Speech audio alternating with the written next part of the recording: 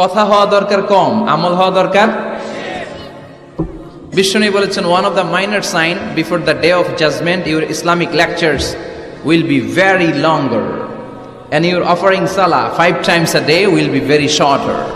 কিয়ামতের আগে বক্তব্য হয়ে যাবে লম্বা, নামাজ হয়ে যাবে ছোট। এখন নামাজ ছোট, নামাজে তাড়াহুড়ো আছে না নাই? রুকু থেকে সোজা হয়ে দাঁড়ানো ওয়াজিব, হানাফি স্কুল অফ থটে, হানাফি মাযহাবে ওয়াজিব, আর ওয়াজিব তরক করলে সৌ সিজদা দিতে হয়।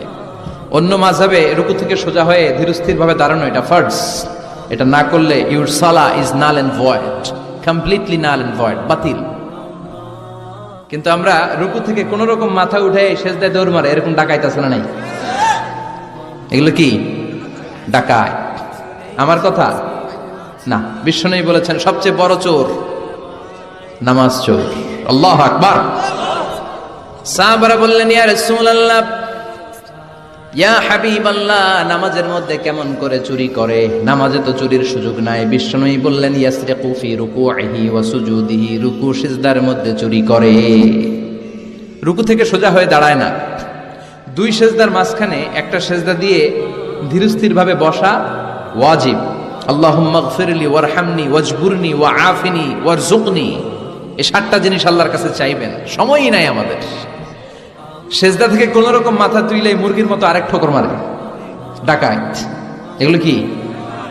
বিশ্বনবী বললেন এগুলো ডাকাত, এরা নামাজ নিয়ে চুরি করে, ডাকাতি করে। এজন্য নামাজের মধ্যে ধীরস্থির ভাবে সালাত আদায় করতে হবে, তাড়াহুড়ো করা চলবে না। বিশ্বনবী মেরাজে গেছে কয়বার? কথা কয় না। আর আমাদের প্রতিদিন 5 বার মেরাজে যাওয়ার সুযোগ আছে না নাই? বিশ্বনবী আরশের উপরে যে আল্লাহর সাথে দেখা করেছেন, আর আমরা আল্লাহু আকবার বললেই আল্লাহ চলে আসে। আল্লাহু আকবার, এটা ফিল করতে হবে। আর তাড়াহুড়ো করলে এটা ফিল করা যায় না। এমনকি নামাজে দ্রুত যেতেও নিষেধ করেছেন বিশ্বনবী মুহাম্মদ সাল্লাল্লাহু। বিশ্বনবী বলেছেন, খবরদার, ইযা উকিমাতিস সালাতু ফালা তাতুহা তাসআউন, নামাজ যখন শুরু হয়ে যায় দৌড়ে দৌড়ে যেও না। ওয়াতুহা তামশুন, আস্তে আস্তে হেঁটে হেঁটে যাও। ফামা আদরাকতুম ফাসাল্লু ওয়া মা ফাতাকুম ফাআতিম্মু, আস্তে আস্তে যে যতটুকু ইমামের সাথে পাবা ততটুকু পড়ো, আর যতটুকু ছুটে যায় সালাম ফেরানোর পর নিজে দাঁড়িয়ে দাঁড়িয়ে পড়ো। কবুল করবে কে? কিন্তু তাড়াহুড়ো করা যাবে না।